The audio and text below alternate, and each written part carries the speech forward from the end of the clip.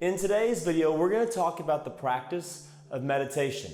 If you've never meditated before, or if you're just beginning to meditate, stay tuned for this video because we're going to talk about tips that will allow you to really get the most out of your meditation practice. The one key to meditation is that you should be getting up a completely different person from the person that you sat down as. So if you're having trouble with focusing, ADHD, anxiety, then the practice of meditation is one that you will want to add into your daily life. In this video, I'm going to give you a new lens on the practice of meditation. I'm Theron, and I want to welcome you to Upgrade on Demand, where we talk about real results and real experiences to help you create the life that you deeply desire. So when I was young, I was probably about in the 5th grade. I remember my parents taking me to a therapist and sitting in a room and me really not knowing what was going on, but just being told to focus on different things. I felt really out of place and really awkward, but at the end of it, I remember the therapist telling my parents, "Your child has something that's called ADHD." My parents never wanted to have me on medication, and thank goodness they didn't. I didn't take any medication growing up, but I also never learned how to focus my attention or expand my awareness to the ability to focus on different things that I wanted so that I could direct my energy into different places. I got in a lot of trouble growing up, and for an assortment of different reasons, but one of the reasons is that I believe that I was told from a very young age that I had something wrong with me, that I had ADHD and that I wasn't able to focus. And I know there are so many children and so many boys that have that same problem. We're sitting down in school all day, just supposed to be focusing on one thing, and we have this energy that just wants us to move and to do something, and some of us actually move as a way to focus. And so as I got into college, I actually really began to have trouble focusing because it required more time and energy and focus on a specific subject. So I went to the doctor, got prescribed Adderall, and it actually helped a significant amount, although the side effects of Adderall completely made me a different person.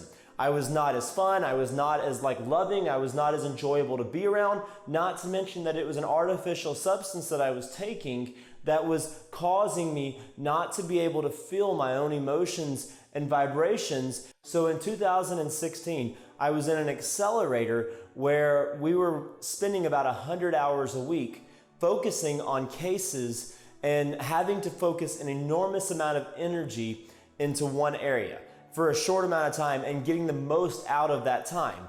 And someone suggested that you try this app called Headspace. And so I reluctantly was like, okay, I'll try meditation. I don't see, it can't hurt anything. I had no idea of what would come from introducing meditation into my life and the practice of sitting still and being able to go from an outward consciousness to an inward consciousness. So as we enter into the world when we're born, we start off as very third dimensional beings, and our awareness begins to increase. Anytime you're looking outside yourself for safety, a savior, or to learn something, we're forgetting that we are a creator. So as we're growing up, we begin to expand our awareness. Initially, we have a very external consciousness awareness, and that awareness begins to grow, but also the filters that are being placed on our life are beginning to develop our ego more and more. So depending on the household you grew up in, it could be religion, it could be education, it could be government. Giving your power away to something outside yourself is some of those filters that can be placed on as frameworks for our life. And so as we begin to meditate, what we begin to realize is that there is a different reality that exists inside us. And one of the things that I really like, if you've ever looked at Neville Goddard stuff, one of the things I really like that he said is that when you're looking outside your external reality, there's always the yearning for something more. But as you begin the practice of meditation, you can always imagine and create a reality inside yourself and have inside yourself all the peace, hope, joy, love, power that you need, because you are the source energy and you are love and you are all powerful. The first tip I want to give you with meditation is to just be consistent. So consistency looks like a time, a place, and an environment. Choose the exact same time every single day so it builds in you that first thing in the morning you wake up and you sit down and you meditate.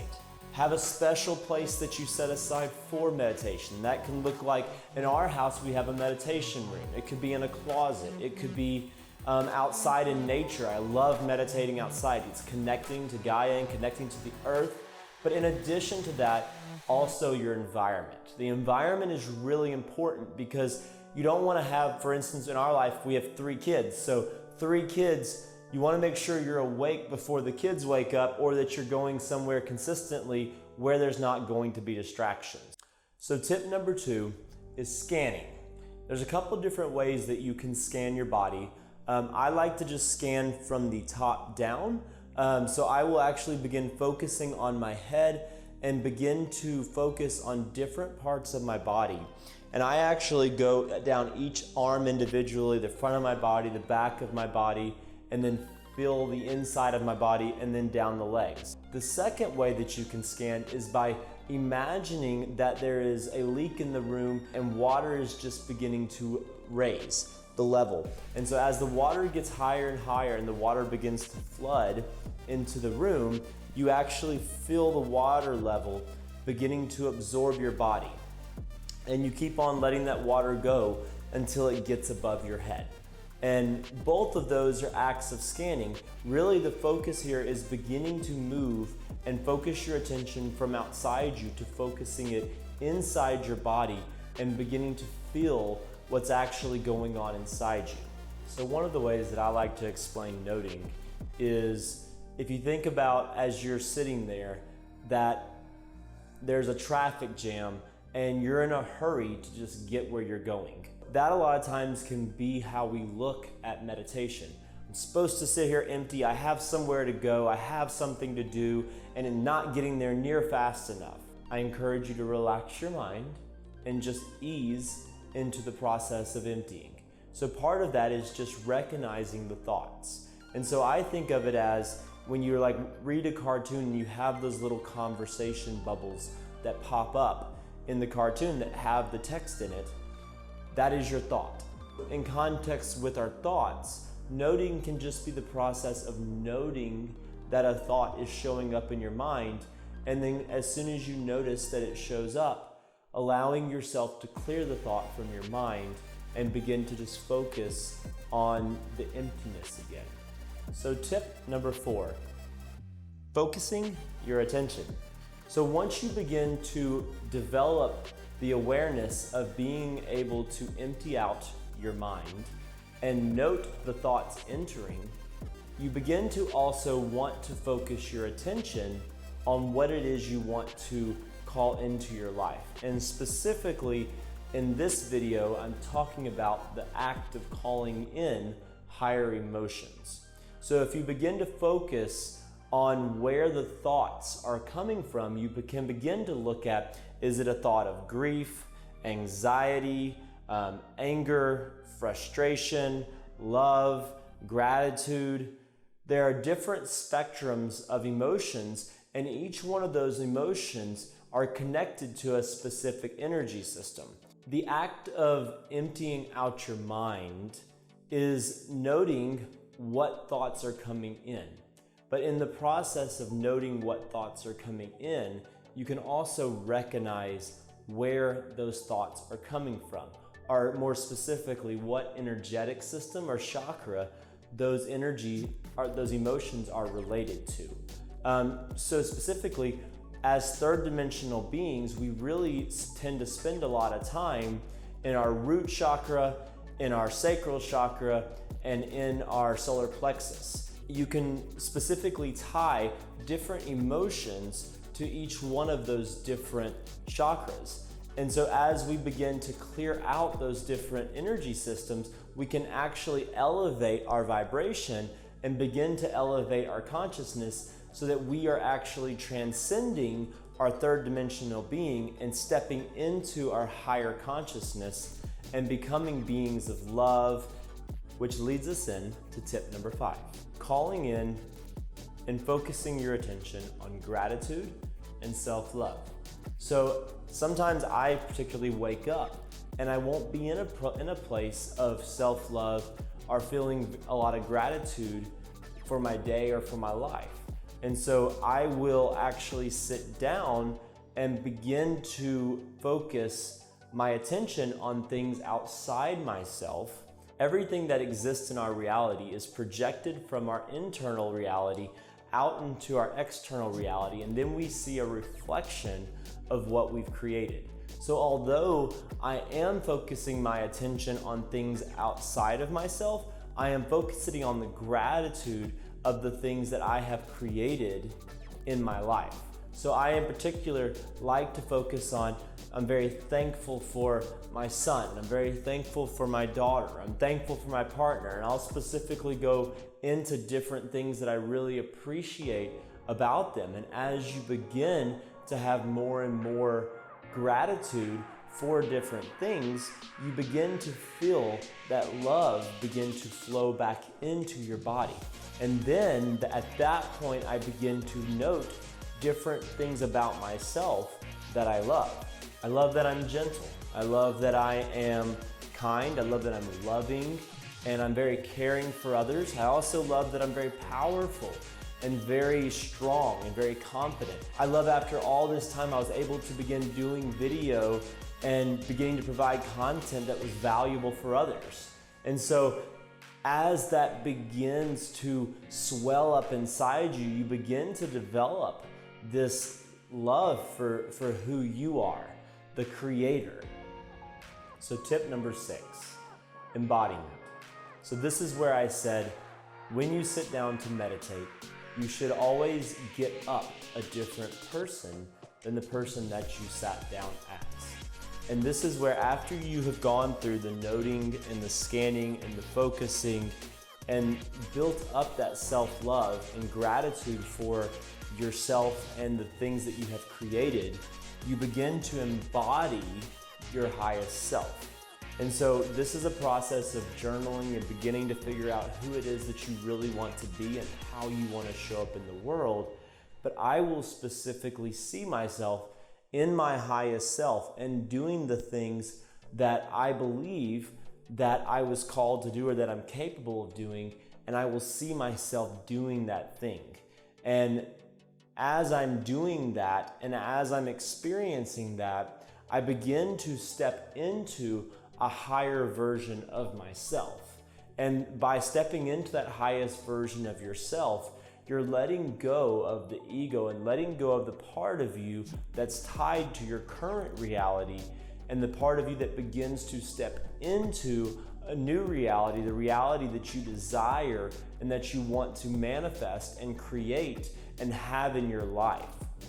So the whole process of meditation is about letting go of your ego and your lower self and beginning to break the veil of forgetfulness and tie our conscious to our subconscious and marry the two so that we can enter into that flow and begin to step into our godship or creatorship and begin to manifest the things that we want to have in our life.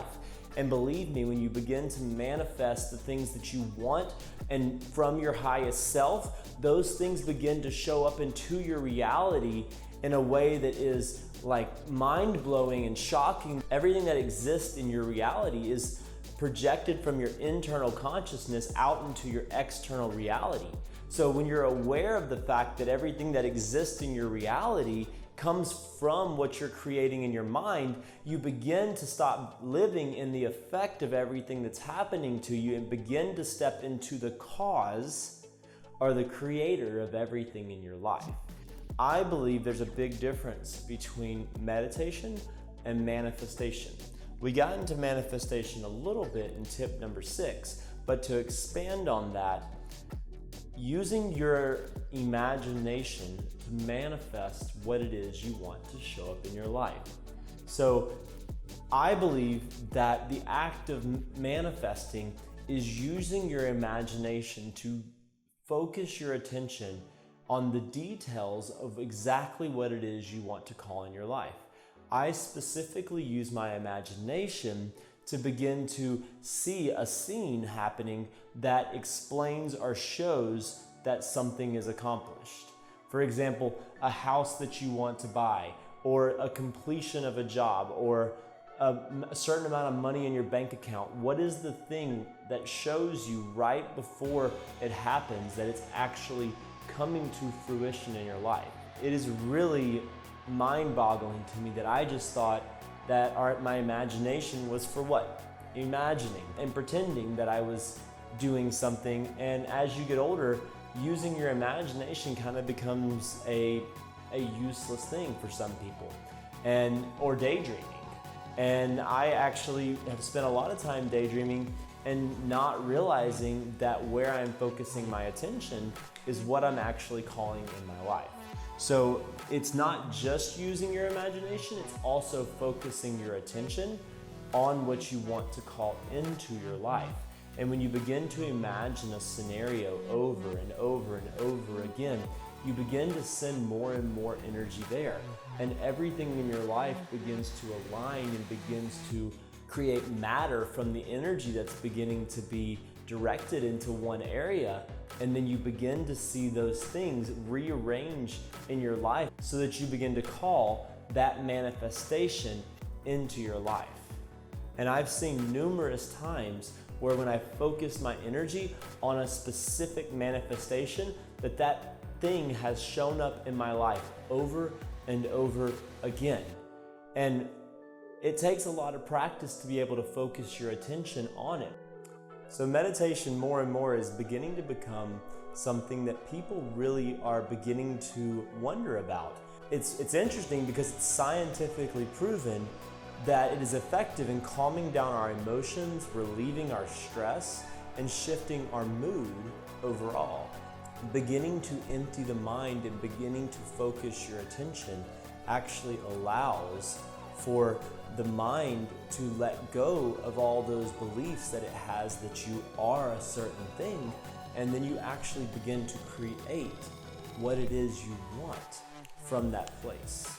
The shift it creates in our internal state also influences the environment around us by adjusting how we respond, react, and how our body heals itself more effectively.